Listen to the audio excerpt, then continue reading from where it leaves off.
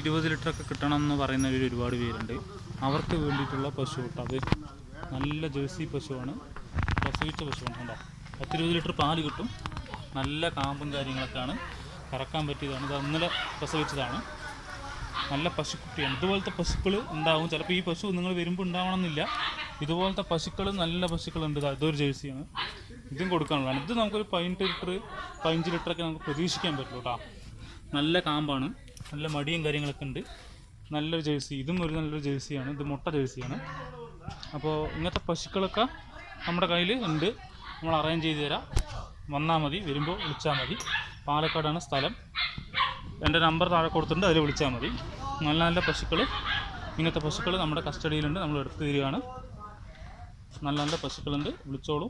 ഇതൊക്കെ ഒരു 20 ലിറ്റർ എന്തായാലും കിട്ടും. അതിനുള്ള മടിയുണ്ട്, കുറച്ച് നീരുണ്ട് പ്രസവിച്ചതിൻ്റെ. എന്നാലും നമുക്കൊരു 10-15 ലിറ്റർ 20 ലിറ്ററിനടുത്ത് പാല് കിട്ടും.